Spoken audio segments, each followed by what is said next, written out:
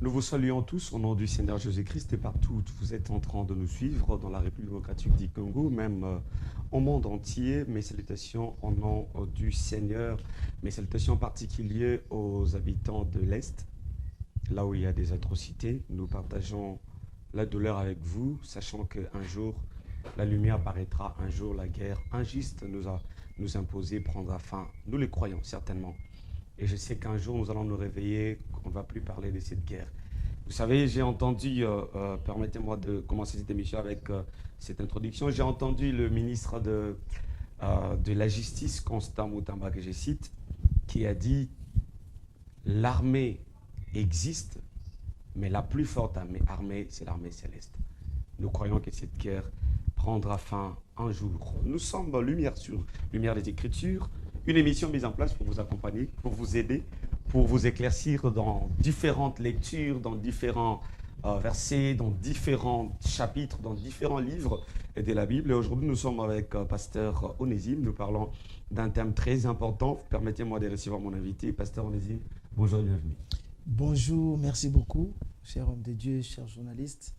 Et nous disons aussi bonjour et mes sincères remerciements à tous ceux qui nous suivent et tous ceux qui vont nous suivre, particulièrement à toute la communauté évangélique missionnaire Montagne Sainte, et que Dieu puisse aussi bénir toute l'équipe qui est derrière nous, qui sont en train de réaliser ces grands travaux. Merci beaucoup. Nous sommes, comme je le disais, Lumière des Écritures. Nous aidons ici les enfants de Dieu. L'objectif ici, ce n'est pas de seulement parler, mais d'aider ceux qui nous suivent à comprendre les Écritures, à comprendre la parole du Seigneur pour en avoir la connaissance, car il est écrit « Mon peuple périsse parce qu'il lui manque la connaissance ». Aujourd'hui, nous parlons sur les interdits dans le christianisme. Pasteur Onésime, qu'entendez-vous par les interdits? D'abord, de manière générale, selon la parole du Seigneur, c'est quoi les interdits? Laissez-moi commencer par ces trois versets qui vont vraiment nous aider dans cette émission. Je commencerai par Romains chapitre 12, le premier verset. La Bible dit « Je vous exhorte donc, frères, par les compassions de Dieu, à offrir vos corps comme sacrifice vivant, saint, agréable à Dieu, ce qui sera pour votre part un culte raisonnable. » Donc ici, l'apôtre Paul est en train de nous exhorter, exhorte les Romains, nous aujourd'hui, que nous puissions offrir nos corps, premièrement comme sacrifice vivant, saint, agréable à Dieu. Donc, quand on parle des interdits, c'est qu'il y a des choses qui vont attirer les chrétiens, les croyants, mais nous devons nous considérer comme des sacrifices vivants. Il y a encore un autre verset, Colossiens chapitre 4, verset 5. « Conduisez-vous avec sagesse envers ceux du dehors et rachetez les temps. » Conduisez-vous avec sagesse envers ceux du dehors et rachetez les temps. Il y a encore un autre verset. Je vous avais parlé de trois versets. 1 Pierre chapitre 2, verset 12. « Ayez au milieu des païens une bonne conduite, afin que là même où ils vous calomnient, comme si vous étiez des malfaiteurs, ils remarquent vos bonnes œuvres et glorifient Dieu au jour où il les visitera. » C'est qu'il y a un mode de vie, il y a une manière de vivre sur la terre qui n'est pas conforme à nous, enfants de Dieu. C'est ce que nous appelons les interdits, que nous ne pouvons pas faire. Nous ne pouvons pas adhérer à cela. C'est pour ça que ces trois versets renforcent en nous que nous devons faire très attention parce que les gens qui nous regardent, ils attendent à ce que nous puissions bien nous comporter. Les gens vous entendre parler, vous dites qu'il y a des choses que font les autres que nous ne devons pas faire. Oui. Ceux qui nous suivent s'ils disent déjà pourquoi nous n'allons pas faire, pourquoi nous ne devons pas faire, surtout que vous n'avez pas dit que ces choses-là sont interdites par Dieu. Vous dites seulement que nous ne pouvons pas. Et donc, nous pouvons faire. Nous allons en parler. Et c'est pour ça que j'ai dit, déjà, j'ai introduit notre émission sur ces trois versets. Il y en a plusieurs. Il y a comme le verset Matthieu chapitre 5, verset 13 à 16, que vous êtes la lumière du monde. vous êtes le sel de la terre, la lumière du monde, vous êtes une ville située sur la montagne. Vous voyez, il y a trois choses. Le Seigneur parle du sel, de la lumière et une ville située sur la montagne. Pour dire, quand on parle du sel, le sel a comme travail, c'est empêcher à ce qu'il y ait une pétrifaction pour que les choses ne puissent pas dégénérer. Le sel est là pour donner de la saveur. Vous voyez un peu? Donc, et tant que chrétiens, c'est nous qui devons donner de la saveur. Et quand on parle de la lumière du monde, c'est-à-dire que nous sommes les modèles et non suivre ce que le monde nous montre. C'est le monde qui va plutôt nous suivre. Nous sommes là pour, on dit, vous êtes une ville située sur la montagne, que tout le monde a le regard. Tout le monde regarde. Donc, si il y a le miroir de la société, s'il y a un miroir de la société, c'est nous les chrétiens. C'est nous les enfants de Dieu. Ce n'est pas à nous de les suivre. Même dans Romains chapitre 12d, ne vous conformez pas au siècle présent. Soyez transformés. Soyez transformés par le renouvellement de l'intelligence. Donc vous voyez, il y a des versets qui nous disent que il y a le monde dans lequel nous vivons, il y a des choses que nous ne pouvons pas faire. Cependant, ce monde n'a pas été créé par nous. Nous avons trouvé les mondes. C'est Dieu qui a créé les mondes. Dieu l'a dit, c'est lui le créateur de toutes choses. Oui. Ce qui veut dire que même les choses dont vous parlez, c'est lui qui les a créées. Le monde a été bien créé, mais c'est le péché qui a détruit le monde. Donc le péché, par les péchés. Donc d'abord, les diables étaient les premiers pécheurs au ciel, comme le dit dans Ésaïe chapitre 14, à partir du 12e verset. Et il y a aussi, ici sur la terre, le péché a commencé avec Adam dans le jardin d'Éden. Donc quand Dieu avait créé le monde, tout était bien, tout était bien. Mais le péché qui a envenimé les choses, qui a détruit les choses sur la terre. C'est pour cela que nous ne devons pas nous conformer à ce qui se passe dans le monde actuellement. Et surtout, le siècle présent. Le siècle présent. Permettez-moi, pasteur, avant d'aller un peu plus loin, nous parlons sur les interdits dans le christianisme. C'est que les chrétiens ne peuvent pas faire. Déjà, commençons par définir qui est un chrétien avant de parler de ce qui lui est interdit. Voilà. Une définition simple, un chrétien, c'est le disciple de Christ. C'est-à-dire celui qui suit Christ. Pour la première fois, ces mots chrétiens étaient utilisés, c'était dans la Bible, dans Acte 11, 26. La Bible dit, pour la première fois, les disciples de Christ ont été appelés des chrétiens. Donc les gens ont vu leur comportement. Ils ont vu comment est-ce qu'ils se comportaient, comment est-ce qu'ils vivaient dans la société. Ils ont dit, ils sont des petits Christ. Chrétien qui veut dire petit Christ. Donc tous ceux qui suivent Christ, tous ceux qui ont adhéré à la croyance dans la foi chrétienne, c'est là que nous appelons des chrétiens. Donc ils sont comme leur maître. Ils font les choses comme leur maître. Ils aiment comme leur maître. Ils appliquent les choses comme leur maître. Ils peuvent aussi tabasser comme leur maître parce qu'il en a fait à l'église. Notre maître n'a pas tabassé, mais notre maître, lui, il nous a montré à vivre dans l'amour. Il n'y a pas quelqu'un qui a vécu dans l'amour comme notre Seigneur. Mais quand il a trouvé des vendeurs au temple, il a quand même manifesté, je peux dire même ses côtés colériques. Mais il a dit que, il est écrit que la maison de mon père sera une maison de prière, mais vous en avez fait une caverne de voleurs. Donc ces gens-là étaient devenus des voleurs. Ils ont fait du temple un lieu d'échange. Est-ce pourtant dans sa miséricorde, ne pouvait-il pas soit les parler, le pardonner simplement que d'agir de cette manière? Bon, il a toujours parlé. Hein, il n'y a qu'un seul verset là où nous voyons que Jésus a chicoté. Parce qu'il a vu que c'était d'une manière exagérée. Mais il n'y a pas, dans d'autres versets, vous verrez où Jésus a chicoté, a fait cela. C'était une seule fois. Mais dans d'autres versets, il ne fait que prévenir, il ne fait qu'avertir. Donc les chrétiens, comme vous le dites, est le ressemblant du Christ. Donc celui qui ressemble à son maître, celui qui fait comme son maître. Oui. Mais avant d'aller encore un peu plus loin, est-ce qu'aujourd'hui nous pouvons trouver des chrétiens semblables à Christ? D'abord, je voulais dire une chose. Les symboles du christianisme, c'est la croix. Ok? Quand on voit la croix, on pense au christianisme. Et ces symboles-là signifient quelque chose. quand on parle de la croix, il y a deux choses que nous voyons là-bas. Les sacrifices et la mort. Un chrétien, tout celui qui se proclame chrétien, il doit savoir que non, nous étant que chrétiens, il y a deux choses qui nous caractérisent. La vie des sacrifices et la mort. C'est-à-dire que nous mourrons en Christ, nous ne vivons plus notre propre vie.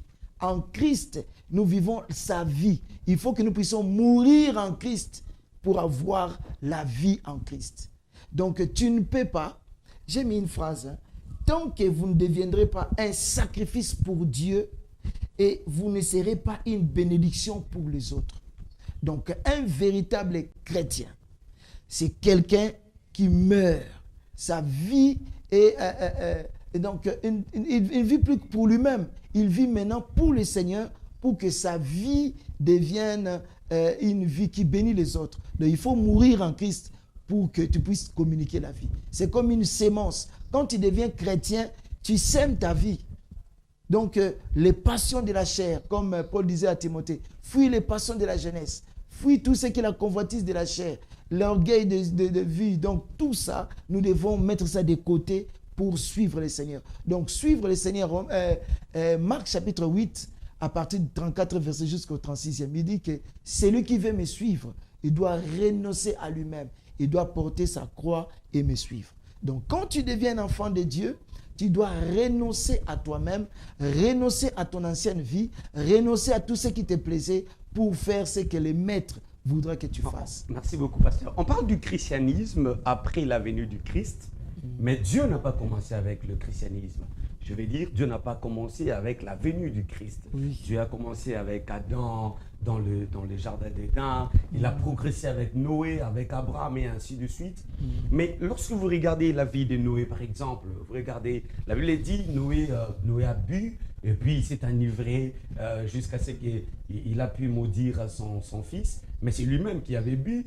Et c'est Dieu-là qui a commencé avec ces patriarches-là jusqu'aujourd'hui. Dans les temps, ils ont fait des choses, des pratiques qu'aujourd'hui, vous êtes en train d'interdire aux enfants de Dieu.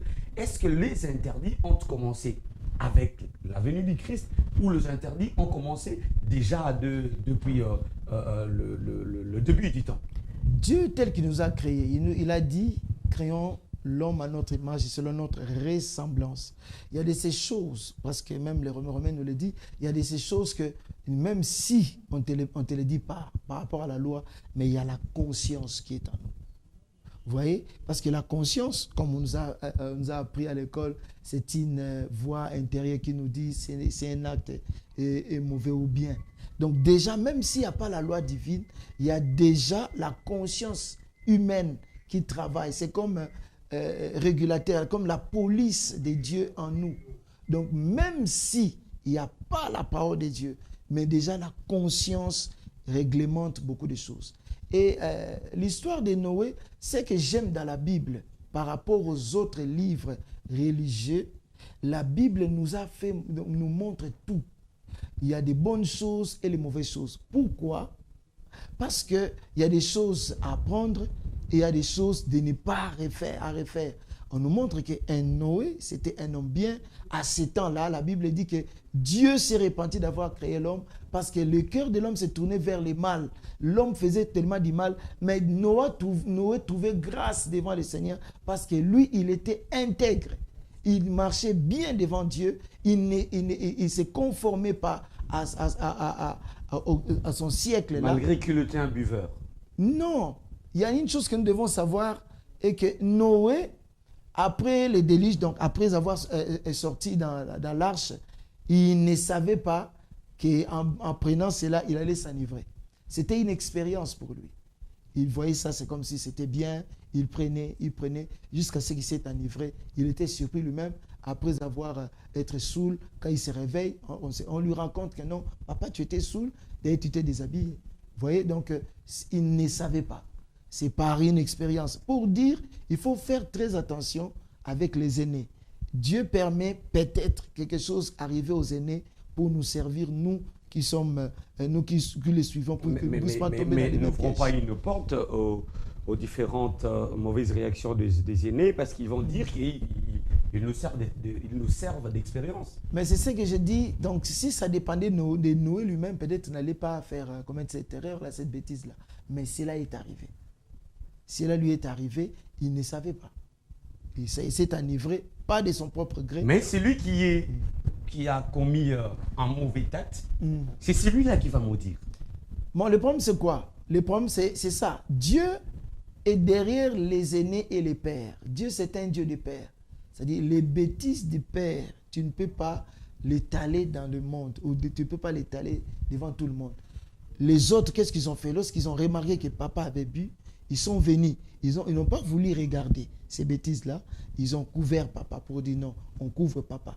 Mais l'autre est venu les rappeler pour dire, regardez, notre papa, il s'est enivré. Il ne faut pas se moquer de l'aîné. Il ne faut pas se moquer du père. S'il y a quelqu'un qui peut les corriger, c'est Dieu lui. Mais il y a un châtiment, je ne sais pas moi, essayez de nous faire comprendre, pasteur Onésime. Il y a un châtiment qui va tomber sur Cham, je crois. Cham, oui. Il y a un châtiment qui va tomber sur Cham. Cependant, celui qui a, entre guillemets, péché, c'est Noé. Alors, s'il y avait l'interdit, si boire, s'enivrer était interdit, mais pourquoi dans la suite, on ne va pas avoir une sanction contre Mais Noé? est-ce qu'à ce temps-là, c'est ce que je venais de vous expliquer tout à l'heure. À ce temps-là, Noé ne savait pas que prendre du vin là, ça allait l'enivrer. C'était une expérience pour lui. Vous voyez, c'est ce que je réitère ce que je viens de dire. Il y a certaines expériences que le Seigneur permet que cela, les aînés puissent le faire pour servir des leçons à ceux qui viendront après eux, pour leur dire, regardez, moi je suis tombé, j'ai fait ceci, j'ai fait cela, toi ne refais pas ce que j'ai fait. Restons d'abord dans l'ancienne alliance. Quels sont, si je vais dire ainsi, parce qu'on ne saura peut-être pas tous les citer, quels sont les principaux interdits dans la Bible? Nous sommes dans l'ancienne alliance. Et Exode chapitre 20, on nous parle sur les 10 commandements. Parce que dans ces commandements-là, le Seigneur lui-même l'a résumé, que tu aimeras l'Éternel ton Dieu de tout ton cœur, de toute ta foi, de toute ta pensée, et tu aimeras ton prochain comme toi-même. Dans les 10 commandements, nous voyons comment est-ce que Dieu lui-même dit que tu n'auras pas un Dieu devant ma face. Tu ne profaneras pas le nom de Dieu. Tu ne prendras pas le nom de Dieu inutilement. Tu vas respecter les sabbats. Donc l'idolâtrie, tout ça, ce sont des choses que Dieu n'aime pas. Et après, il a commencé à dire, tu ne voleras pas, tu ne donneras pas de faux témoignages contre ton prochain, tu ne tueras pas, tu ne vas pas convoiter la femme de ton prochain, ni son bétail, ni sa femme, ni tout ce qui lui appartient. Vous voyez un peu, tout ça, ça fait partie des lois que nous devons suivre pour que nous puissions être en harmonie avec Dieu et en harmonie avec notre prochain, avec la société. Donc tout ce que Dieu nous a interdit, c'est pour notre intérêt. Si vous voulez aller à l'encontre de ces choses, vous ne serez pas en harmonie avec Dieu et vous n'allez pas vivre dans la société, bien vivre dans la société. Tuer, ce n'est pas bien. Voler, ce n'est pas bien. Mentir, ce n'est pas bien. Convoiter la femme, l'adultère, ce n'est pas bien. Pour que la société puisse bien marcher, c'est pour cela qu'il y a eu des lois pour nous et même pour Dieu. Donc être en harmonie avec Dieu et être en harmonie avec son prochain. Quand nous lisons par exemple les 10 commandements, je suis déjà dans Exode chapitre 20, la Bible parle de tu ne voleras pas, tu ne tueras pas, ainsi de suite. Mais aujourd'hui, les gens peuvent se dire à la maison, quand nous lisons la Bible, il y a certaines choses dans Exode, dans les 10 commandements, qui n'existaient pas, que, entre guillemets, les chrétiens sont en train de pratiquer aujourd'hui. Par exemple, porter un mini, par exemple, je parle de 10 commandements. Porter un mini, ça n'existait pas. On ne parle pas de porter de pantalon, par exemple. Mais pourquoi aujourd'hui ça doit poser un problème? C'est pendant qu'on ne le trouve pas noir sur blanc dans la Bible. Mais c'est ce que je dis. Donc, dans toute société, il y a des lois qui sont mises pour réglementer. Mais si ce n'est pas régi par la parole du Seigneur, alors les chrétiens peuvent le faire. Non, le problème, c'est quoi? Le problème, c'est, j'ai dit, si la société n'a pas de loi, donc ni de foi, ça deviendra comme une jungle. Il faut qu'il y ait la loi et la foi. Et il ne faut pas aussi que la loi puisse contraindre la foi. Et les deux doivent aller de pair, doivent aller ensemble. Et dans une société, la plupart des lois qu'on a établies, les juristes ne vont pas me contredire, se trouve dans les 10 commandements et les autres interdits, les lois civiles de Dieu, ce que Dieu avait donné aux enfants d'Israël. La plupart de toutes les lois dans tous les pays du monde, dans tous les pays, ils se réfèrent à ce que Dieu avait dit aux enfants d'Israël. C'est-à-dire que dans une société, même si les gens ne veulent pas utiliser la parole de Dieu, mais comme je disais tout à l'heure, il y a la conscience qui réglemente beaucoup de choses. Mais ma conscience me dit clairement que je peux avoir 2 femmes, ça ne me dérange pas dans ma conscience, et j'en prends 2. Bon, parlons un peu de la polygamie. Les premiers polygames dans la Bible, c'était les mecs. Genèse chapitre 4, verset 19. Les mecs. Et qui étaient les mecs? Les mecs étaient petit-fils de Caïn. Vous comprenez? Il était petit-fils de Caïn. Et quel exemple nous avons de Caïn dans la Bible? Donc, les mecs étaient les premiers. Donc, regardez un peu. Dieu lui-même, quand il a créé Adam, dans Genèse chapitre 1, verset 28, Dieu les bénit. Donc, la première personne à bénir les mariages avant nous, c'était Dieu lui-même. Il était comme le pasteur. Il a béni un homme et une femme. Il n'y avait pas 2 femmes. Donc, mais parce qu'il n'y avait pas aussi 2 femmes dans le monde. Il n'y avait pas aussi 3 hommes, 2 hommes dans le monde. Laissez-moi continuer. Il n'était que 2. Laissez-moi continuer, ça arrive. Donc, Dieu a créé Adam et Ève, il les a bénis pour dire soyez féconds, multipliez la terre, remplissez la terre, assujettissez-la, ainsi de suite. Genèse chapitre 1, verset 28. Et tous les polygames dans la Bible, j'insiste, je souligne, tous les polygames dans la Bible étaient polygames par circonstance. Tous les polygames. Ce n'était pas par leur propre gré. Je commence à citer Abraham. Comment Abraham est devenu polygame? Ce n'était pas par son propre gré, c'était par sa femme. Sa femme qui est venue demander à son mari, comme je vois que moi je ne sais pas te donner de progéniture, prends ma servante qui est Agar. Mais vous connaissez la suite. Qu'est-ce qui lui était arrivé? Lui-même, elle-même a dit non, chasse Agar, je ne veux plus d'Agar ici. Mais Dieu l'a autorisé, non, elle a raison, il faut chasser Agar. Alors, parlons toujours d'Abraham. Après la mort de Sarah, qu'est-ce qui lui est arrivé? Abraham n'avait pas pris des femmes. Il a pris une seule femme. Genèse chapitre 25, le verset 1. Abraham prit encore une femme nommée Ketura. Pourquoi il n'avait pas pris des femmes? C'est lui notre père dans la foi. Donc je dis que toutes les personnes dans la Bible qui ont pris des deuxième, troisième femmes, c'était par circonstance. Son fils Isaac, il n'était pas polygame. Deuxièmement, son petit-fils Jacob, il est devenu polygame par circonstance aussi. Lui, il voulait avoir Rachel, la femme de ses rêves, parce que la Bible nous détaille que Rachel était belle de figure, belle de taille, un véritable mannequin. Quand tu vois Rachel, tu ne peux pas le regarder 3 ou 4 fois. Donc, il faut que tu le regardes toujours. C'était une belle femme. Mais on dit que Léa avait seulement des yeux délicats. Et vous savez ce qui s'était passé. Le jour où il a travaillé pendant 7 ans. Le jour où on voulait lui donner la femme, on l'a trompé par l'ivrognerie. Il a pris de l'alcool. Il s'est réveillé. Il se retrouve avec la femme que lui n'avait pas aimée. Et il était obligé. Qu'est-ce qu'il lui dit là-bas? Il dit, chez nous, on ne peut pas marier la petite avant la grande. Donc, si tu veux avoir la petite, tu dois encore travailler. Mais ce n'était pas par son propre gré. Et deuxièmement, qu'est-ce qui est arrivé? Il a travaillé encore pendant 7 ans. Donc, ça fait 14 ans. Il a eu maintenant Rachel, la femme de ses rêves.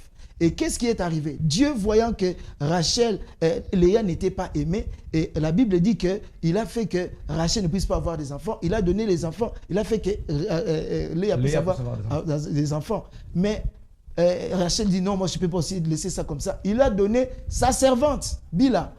Il a eu une troisième femme par circonstance. Et Léa aussi a dit non, je ne laisserai pas comme ça. Il a donné sa servante Zilpa. Donc Rachel, Jacob s'est retrouvé avec 4 femmes par circonstance. Ce n'était pas par son propre gré. Mais ce qui ne sera pas le cas avec Salomon par exemple. Mais c'est ce que j'ai dit. Donc toutes les personnes qui se sont retrouvées polygames, ce n'était pas par leur propre gré. C'est une circonstance. Mais qu'est-ce dit la Bible? 1 Roi chapitre 3. Lorsque Salomon avait eu des femmes, les femmes l'ont détourné de Dieu. Je doute, Salomon, c'est vrai, il nous a écrit vanité des vanités, tout est vanité. Il a dit tout ce que mes yeux ont voulu prendre, je l'ai fait. Mais il nous a conclu sa vie. Il ne faut pas suivre quelqu'un qui vous a déjà conclu sa vie pour dire que vanité de vanité, tout est vanité. Tout ce que mes yeux voulaient voir, je les ai vus. Tout ce que je voulais faire, je l'ai fait. Mais laissez-nous aussi vivre ce que nous voulons vivre. Et puis enfin, nous allons dire vanité de vanité. On n'a pas encore vu, on n'a pas encore vécu. Mais le problème que j'ai souvent avec les gens de la polygamie, c'est qu'ils vont en faire une doctrine. Je vous ai démontré, noir sur blanc, que toutes les personnes qui ont eu des femmes, plusieurs femmes, c'était par circonstance. C'était pas par leur propre gré. Nous sommes dans Et l'Ancien d'ailleurs, Testament. si nous allons maintenant dans le Nouveau Testament, pourquoi alors Paul nous disait que si c'est lui qui veut devenir diacre, si c'est lui qui veut devenir évêque, il doit avoir une seule femme? Pourquoi? Il faut se poser cette question. C'est qu'il y a quelque chose qui cloche. C'est qu'il y a quelque chose qui ne va pas. Nous sommes dans l'Ancien Testament. Il n'y a pas seulement la polygamie, c'était une brèche, mais il y a beaucoup de choses. Par exemple, dans l'Ancien Testament, il se faisait quand un homme, si un homme épouse une femme et que l'homme meurt sans avoir des enfants, le petit frère de l'homme va prendre la femme et ainsi de suite. Ce sont des pratiques de l'Ancien Testament. Oui. Et quand Christ est venu, lui, il a dit, il n'est pas venu pour abolir la loi, ainsi de suite, et il est venu pour accomplir. Mais pourquoi aujourd'hui, si les gens rentrent dans ces pratiques-là, c'est qu'on les interdit? Ah, vous savez, même Onan a été tué pour ça. Ouais. Onan a été tué pour ça parce que lui, il disait que non, ce n'était pas juste. Moi, je peux faire ma vie, comment je peux avoir une femme pour seulement cette descendance-là appartiendrait à mon frère, pas moi. Onan a été tué pour ça. Vous voyez un peu. Donc, c'était des choses, oui, c'était des lois, mais c'était des choses qui n'arrangeaient pas les autres. Donc, le monde est en train d'évoluer aussi. Il y a certaines choses que Dieu avait permis à ce temps-là pour réglementer des choses. Mais aujourd'hui, vu les choses, comment est-ce que ça s'est évolué, est-ce qu'on a besoin de faire ça? Si un homme meurt, la femme peut se remarier avec quelqu'un d'autre. La femme doit être libre. Et vous savez, même ce qui était arrivé à l'histoire de Judas, comment est-ce que la femme était allée prendre Judas, mais c'était pas ça. Judas ne savait pas. Donc, devenir polygame ou prendre la femme de l'autre, vous savez, le Saint-Esprit, à autant où nous sommes, le Saint-Esprit, celui qui est conduit par le Saint-Esprit, il sera bien guidé. Parce que le Saint-Esprit nous dit, il y a de ces choses, je vous donne mon exemple. Moi, je ne prends pas de vin, à part la Sainte Seine. Parce que le Seigneur m'a dit, toi, tu ne prendras pas. Il y a des choses que Dieu peut te l'interdire à toi, mais il permet aux autres.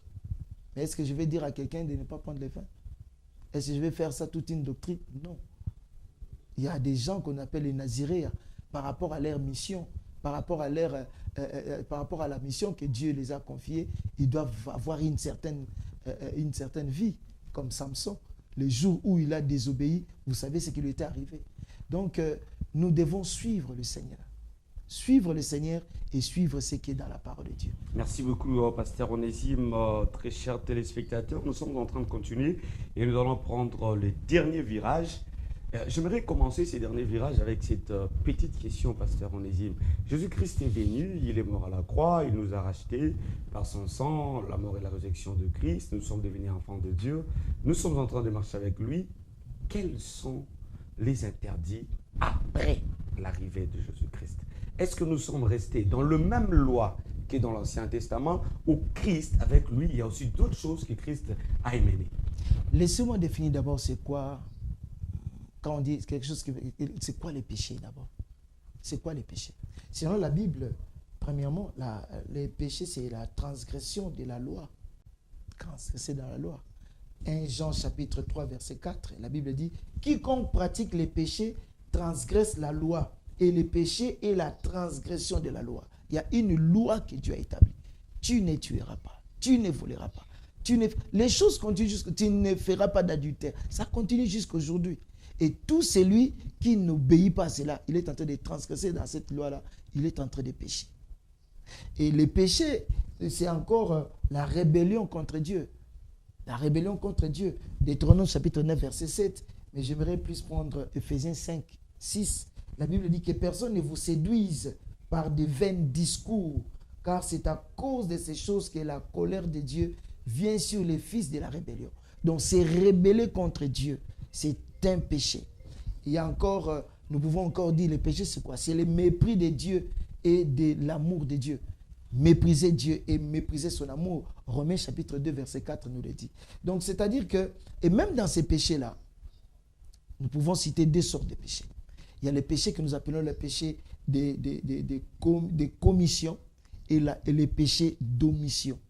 C'est quoi les péchés de commission? Commission, c'est tout ce que nous commettons comme péché, tout ce qui est dans la loi divine. Dieu avait dit ne volez pas, ne faut pas mentir, ne prenez pas les choses détruites. Tout ça, quand tu les fais, quand tu commets, on appelle ça les péchés de commission. Mais il y a les péchés que nous appelons les péchés d'omission. Donc, c'est-à-dire, ne pas faire ce que Dieu te dit de faire. Par exemple, il faut que je vienne à l'émission parce que quand je vais prêcher, les gens seront bénis et je ne viens pas. Je suis en train de pécher. Je suis en train de pécher parce que j'ai omis, je n'ai pas fait ce que je devais faire. Et tout péché a des conséquences après. Donc, tout ce que Dieu... Ce qui n'est pas le cas dans le chef des églises. Permettez-moi de parler des églises. Est-ce qu'aujourd'hui, nous pouvons dire que les églises aussi ont des interdits? Les églises. D'une manière particulière, les églises de Kinshasa, les églises du Congo. Oui, j'ai dit ça tout à l'heure dans Matthieu chapitre 5, le verset 13 à 16. Vous êtes le sel de la terre. Ça, c'est dans la théorie. Vous êtes le sel de la terre. Donc, dans la théorie, vous, pasteur. Donc, si le monde est quand même ce qu'il est aujourd'hui, c'est parce qu'il y a des chrétiens. J'insiste que c'est dans la théorie. Ça veut dire dans les Écritures. Mais c'est ça. Dans le vécu de nos églises. Dans les derniers jours, la Bible dit quoi? 1 Timothée chapitre 3, je crois. Et que dans les derniers jours, c'est ce que nous sommes en train de vivre aujourd'hui. Donc, ça veut dire que la plupart des églises, nous sommes dans la perdition, nous sommes dans le faux, parce que c'est comme un mal commun. Paul le dit, il faut que les faux existent pour que les vrais soient reconnus. S'il n'y a pas de faux... Mais il ne faudrait pas qu'il y ait beaucoup de faux et moins de vrais. Mais il faut qu'il y ait des faux. S'il n'y a pas de faux, les vrais n'existeront pas. As-tu déjà vu un faux dollar de 30 $? Il n'y en a pas parce que les vrais dollars de 30 $ n'existent pas. Mais tu peux voir un faux 100 $ parce qu'il y a un vrai 100 $. Il faut que les sectes existent. Les faux existent pour que les vrais soient reconnus. Mais par rapport à tout cela, nous, enfants de Dieu, nous devons toujours avoir notre regard sur Christ, qui est notre consommateur. Il est le consommateur de notre foi. Est-ce que toutes les églises, par exemple, qui commettent des erreurs, des péchés et tout, est-ce qu'ils sont nécessairement dans le faux, ou encore c'est le mal qui est entré dans l'église? J'allais oublier une chose. Je suis en train de partager un thème à l'église. Le privilège d'être en Christ. Il y a des ceux-là qui sont dans l'église, mais ils ne sont pas en Christ. C'est ça le problème. Et ça, c'est vous. C'est ça le problème. C'est vous, les hommes de Dieu. Bon, je ne vais pas m'enlever là-dedans. Donc, c'est-à-dire que je dis, il y a des ceux-là qui sont. Ils sont à l'église, ils viennent à l'église, mais ils ne sont pas en Christ. Il faut être en Christ. Jean chapitre 1, verset 10 à 13. Il est venu chez les siens ne l'ont pas reçu. À tous ceux qui l'ont reçu, il leur a donné le pouvoir de devenir enfants de Dieu, lesquels sont nés ni de la volonté d'un chair, ni de la volonté de l'homme, mais de Dieu lui-même. C'est-à-dire que la première des choses, être en Christ, tu deviens enfant de Dieu. Et être enfant de Dieu, c'est différent d'aller à l'église. Vous êtes en train d'échouer dans votre mission. Pas vous, personnellement. Non. Donc, mais si, parce que quand les enfants de Dieu viennent déjà à l'église, ils viennent pour écouter, pour être transformés. Et quand vous n'arrivez pas à les transformer, n'est-ce pas que lui-même, le Seigneur a dit, laissez l'ivraie et le blé croître ensemble. C'est à la fin que lui-même va faire l'étamissage. Il va faire le triage. Si tout le pasteur devait se cacher derrière ça, mais on reconnaîtra. Parce que la Bible dit aussi, malheur au pasteur, malheur à ceux qui font perdre le brebis du Seigneur. Et Ézéchiel chapitre 34 nous le dit, malheur au mauvais berger. Parce que malheur à celui qui... Même Jacques chapitre 3 dit, ne soyez pas nombreux à être des enseignants, parce que nous serons jugés sévèrement. Parce qu'il y a de celles, aujourd'hui, les gens font le ministère par convoitise, parce qu'ils ont vu aujourd'hui les pasteurs s'habillent bien. Les pasteurs, ils sont dans de belles voitures, ils achètent des maisons. Mais c'est ce que je vous dis, j'ai dit ça dès le début. Être chrétien, c'est une vie de sacrifice. Il faut renoncer à lui-même. Il faut mourir en Christ pour que vous puissiez devenir une bénédiction. Tant que vous ne mourrez pas, vous ne serez pas une bénédiction. Un ministre est-il un chrétien? Tu peux être ministre selon les hommes, mais devant Dieu, Dieu ne te compte pas. Est-ce un ministre de Dieu est un chrétien? Mais c'est ce que je dis. Tu peux avoir les critères des hommes parce que pour ce que j'avais dit à quelqu'un, tu peux être appelé grand devant les hommes, mais devant Dieu, tu n'es pas grand. Est-ce qu'il existe des interdits aujourd'hui dans les chefs de ministres? Mais pasteur, apôtre, évangéliste. D'abord, je dis souvent, il faut être enfant de Dieu d'abord. Pour être appelé au ministère, il y a 3 choses. Être appelé étant qu'enfant de Dieu. Deuxièmement, être appelé étant que serviteur de Dieu. Et troisièmement, être appelé dans le corps du Christ. Donc, d'abord être enfant de Dieu. Parce que tant que tu ne seras pas enfant de Dieu, tu ne seras pas un bon ministre. Parce que j'ai l'habitude de dire aux gens que les pasteurs, les apôtres, les prophètes, tout cela là, les titres là, ils n'iront pas au ciel. C'est un enfant de Dieu. Aujourd'hui, vous êtes nombreux. Aujourd'hui, vous êtes nombreux, les pasteurs. Quand je dis vous, je ne parle pas d'une manière particulière à vous. Vous êtes, ou encore, il existe aujourd'hui beaucoup de pasteurs qui sont polygames. Aujourd'hui, beaucoup de pasteurs qui ont divorcé. Beaucoup des pasteurs, je parlerai même pas de la polygamie, mais qui ont beaucoup de femmes non mariées, de concubines et tout ça. Et beaucoup de pasteurs qui prêchent des choses qu'ils sont incapables eux-mêmes de pratiquer. Et ça veut dire qu'on ne peut pas parler des interdits dans l'assemblée des ministres. Le Seigneur était en train de les appeler les hypocrites. Les tombeaux blancs. Mais ils font quoi dans le ministère? Si Dieu sait de lui-même qu'ils sont des tombeaux vides, il sait qu'ils sont des hypocrites, qu'est-ce qu'ils font dans les ministères? Pourquoi ils ne les rejettent pas? Mais le Seigneur nous a déjà prévenus. Romains chapitre 11, verset 29. Dieu ne se répand pas de son appel et de son don. Dès s'il appelle quelqu'un, il le laisse avec ça. Mais c'est à la fin.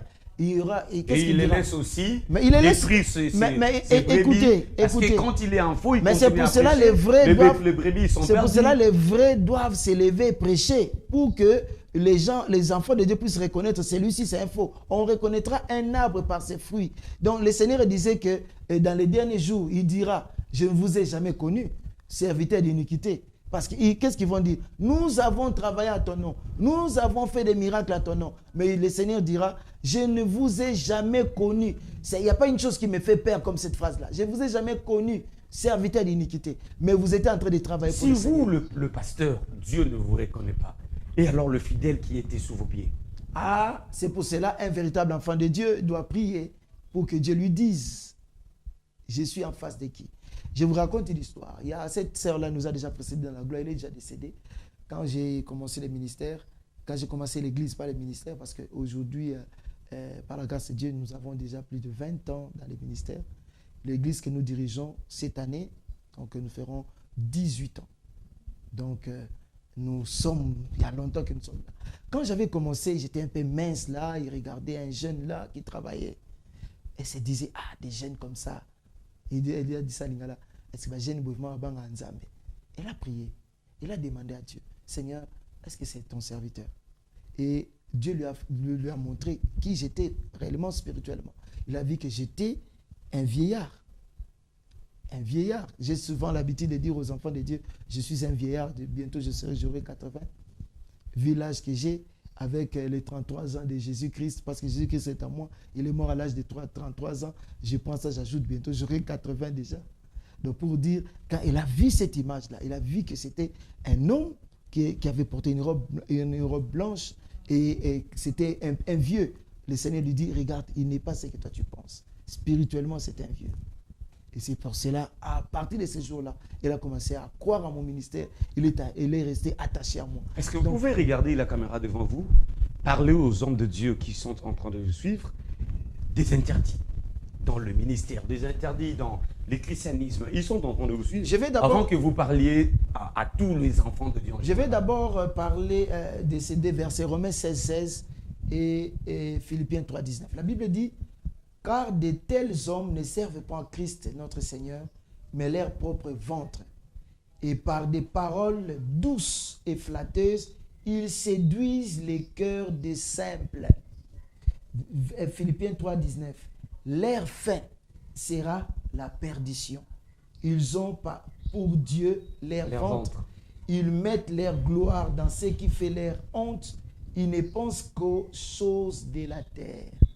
Nous, étant que serviteurs de Dieu, nous ne pouvons pas penser aux choses de la terre. Quelles sont les choses qui nous sont interdites? Premièrement, il ne faut pas prendre la femme d'autrui. Les enfants de Dieu qui viennent dans l'église, là, ils sont pas... Vous avez touché, là, vous avez tapé fort. Il ne fallait peut-être pas arriver là-bas. Il fallait peut-être pas. Non, il faut pas chercher la guerre avec beaucoup de gens de Dieu de Kinshasa qui sont en train de vous suivre. Il ne faut surtout pas aller dans ces sens-là. Il ne faut pas confondre ces gens-là qui viennent. Ce sont les brebis du Christ. Il vous les a confiés seulement pour les paître. Il faut faire très attention. Ils ont un berger, c'est lui-même le Seigneur. Et dans ces brebis-là, il y a des jolies femmes. Il faut faire très attention. Ce sont des brebis qui viennent dans nos églises, mais ce ne sont pas les femmes, peut-être, laissez-moi dire, ces termes, c'est en lingala, Katulaki a dit, mais c'est en quiconque, mais Katulaki a dit, donc si j'ai besoin d'une femme, je prends une femme à l'église. Donc non, ce n'est pas normal. Et deuxièmement, il ne faut pas s'enrichir derrière leur dos. Il ne faut pas leur dire que non, non, il faut t'autoriser, on doit avoir leur argent. Non. Si tu travailles pour le Seigneur, Dieu, si tu t'es enrôlé dans l'armée de l'Éternel, ce n'est pas toi-même qui dois acheter la tenue, ce n'est pas toi-même qui dois acheter les armes. Non. Tout celui qui s'enrôle dans l'armée, il est pris en charge par l'État. Si vous êtes réellement serviteur de Dieu, Dieu vous prendra en charge. Ne faites pas des appels, des combines, maquionnant pour avoir tronçonné les gens pour avoir leur argent. Ce sont des choses interdites. Ne prenez pas les filles d'autrui comme acquis. Ne prenez pas, ne rançonnez pas les enfants de Dieu. Ne mentez pas au nom de Dieu. Parce que la Bible dit, vous serez punis sévèrement. Nous serons punis sévèrement. Ben, d'autres prennent de l'alcool. Là, il a une bouteille d'un sucré, mais dedans, c'est une bière renversée. Mais ce sont des hommes de Dieu. Vous savez, quand on parle des interdits aujourd'hui et que nous sommes dans le milieu des ministres, c'est compliqué, pasteur. Oui, je t'ai dit, moi, j'étais étonné de voir, il y a ces hommes, entre guillemets, hommes de Dieu, ils se réunissent quelque part.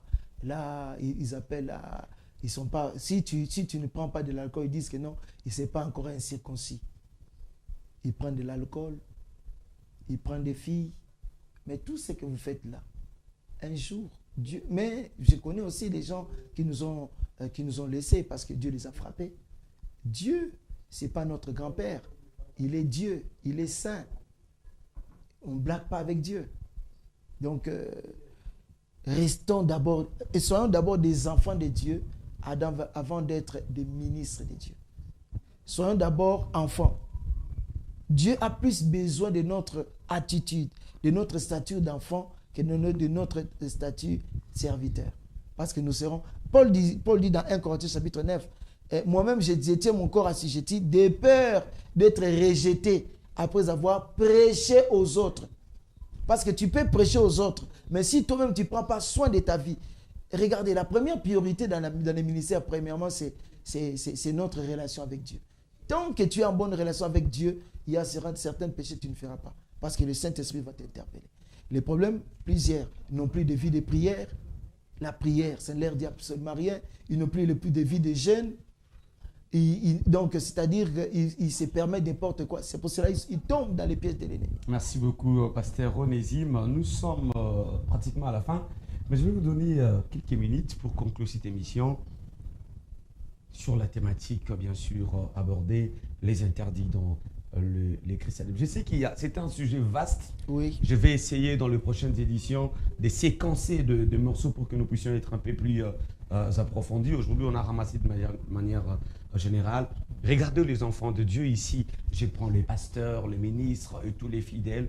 Vous regardez la communauté chrétienne congolaise et vous les parlez pendant 2-3 minutes sur, je dirais, 4 minutes, je vous le donne, sur les interdits. Ça, c'est une prédication, c'est une exhortation que vous allez faire à ceux qui sont plutôt en train de nous suivre. La Bible dit, à quoi servirait-il un homme d'avoir tout gagné mais de perdre son âme?